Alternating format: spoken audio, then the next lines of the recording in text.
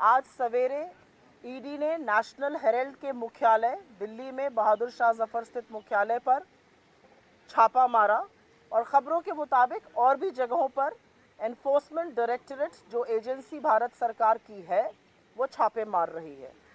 मुझे ऐसा लगता है कि भारत के इतिहास में राजनीतिक प्रतिशोध और राजनीतिक बदले की भावना से ग्रसित होकर इस तरह का कुत्सित काम शायद ही किसी सरकार ने किया हो जो आज मोदी सरकार कर रही है। ऐसी मिसाल दूसरी कोई नहीं है।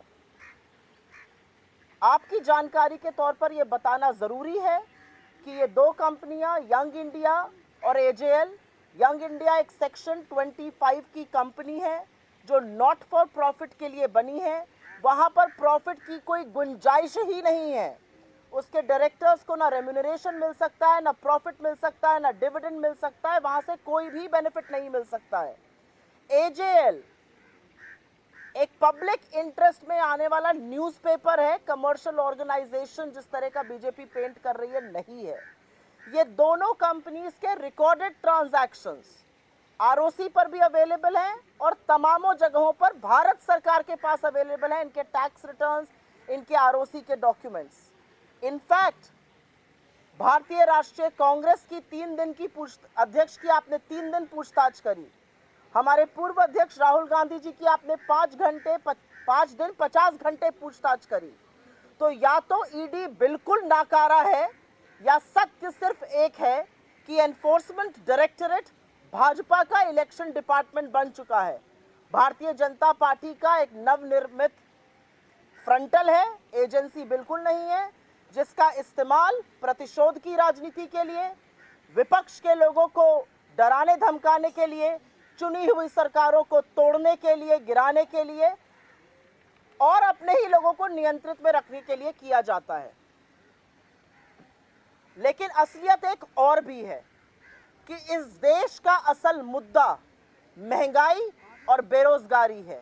और आप कुछ भी कर लीजिए, आप कितने भी पाबंदी लगाइए, आप कितने भी छापे मारिए, हम उन दो मुद्दों से देश का, जनता का ध्यान भटकने नहीं देंगे। चाहे संसद में हो और चाहे सड़क पे हो, चाहे प्रधानमंत्री का आवास घेरने की बात हो जो 5 तारीख को हम करेंगे, या राष्ट्रपति आवास पर वॉक टू राष्ट्रपति भवन पर चलने की बात हो। मुद्दे इस देश के बेरोजगारी और कमर तोड़ महंगाई हैं और उससे हम ध्यान बिल्कुल नहीं भटकने देंगे। ये सारी चीजें, ईडी की रेडें, ईडी की गिरफ्तारी, इस तरह की प्रतिशोध की भावना, शायद दूसरे लोग डर जाते होंगे।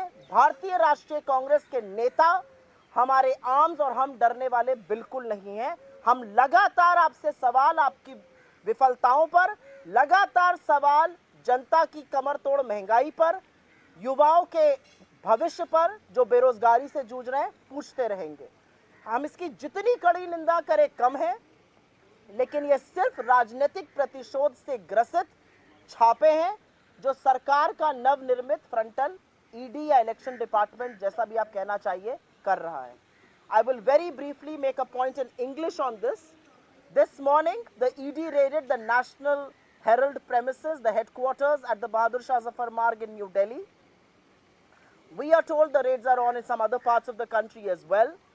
In the history of independent India, और ये कहना जरूरी है, भारत में जब आजादी का आंदोलन चल रहा था तो अंग्रेज छापे मारते थे नेशनल हेराल्ड पर, आज मोदी सरकार छापे मार रही है। तो समानताएं दोनों की बिल्कुल एक जैसी हैं। ये असलियत है। कभी अंग्रेज हमें प्रताड़ित करते थे देश की आवाज और देश की बात रखने के लिए, आज मोदी सरकार देश के मुद्दे उठाने के लिए ये कर रही है। ये सच है कि नेशनल हेराल्ड ने लगातार महंगाई पर लिखा है, बेरोजगारी पर लिखा है, और अभी जो आंकड़े सामने आ रहे हैं, सरकार के अपने आंकड़े, 5422 केसेस ईडी ने आज तक रजिस्टर किए हैं, जिसमें से 65% केसेस मोदी सरकार के कार्यकाल में हुए हैं और कन्विक्शन रेट 0.5%, 1% से भी कम है। सबूत है नहीं, केस कोई है नहीं, प्रोसेस इज द पनिशमेंट। आपको लगता है कि इस तरह की बात करके आप ध्यान भटकाएंगे, विपक्ष को विचलित करेंगे और कांग्रेस के हाथ बांधने का काम करेंगे। लेकिन इनमें से आप ऐसा कुछ भी नहीं कर सकते हैं, क्योंकि हमने भी ठान ली है, आप जितने छापे मारना चाहते हैं मारिए, आप जो कार्रवाई करना चाहते हैं, जितने घंटे पूछताछ करना चाहते हैं करिए। हमारे सवाल तो बेरोजगारी और महंगाई पर ही होंगे और जवाब मोदी सरकार को देना पड़ेगा। This early morning, the National Herald premises, the national headquarters of National Herald in Delhi was raided. We are told the raids are on in some other parts of the country as well. In independent India, there is perhaps no other government and no other phase where politics has sunk to this rock bottom. This is absolute rock bottom for Indian politics. To settle petty personal scores, to intimidate India's opposition, the Modi government is doing exactly what the British did during the freedom struggle. During the freedom struggle, the British had banned and had raided National Herald. That's exactly what the Modi government is doing. I also want to put on record here, both AJL and Young India are companies registered, are ROC registered companies. Every transaction is in the public domain. It's a recorded transaction. I also want to emphasize Young India is a no profit Section 25 company. There is no scope of profiteering from that company for any director, any shareholder. So what exactly are you looking for? AJL, on the other hand, is a public interest newspaper. It's not a commercial organization. Every transaction is in the public domain. You have questioned the Congress president for 3 days. You have questioned the Congress ex-president for 50 hours. Either the ED is completely incompetent and has not been able to gather enough, or the ED has actually become the election department of the BJP. And that seems to be exactly what the ED has reduced itself to. From being an independent agency of the government of India, it has become a frontal department, an election department of the ED, which is used to intimidate opposition, which is used to settle political scores, which is used to intimidate their own who could speak against them, and which is vehemently used to topple democratically elected governments. But the reality of the day is that there are only two issues that matter in this country: price rise and unemployment.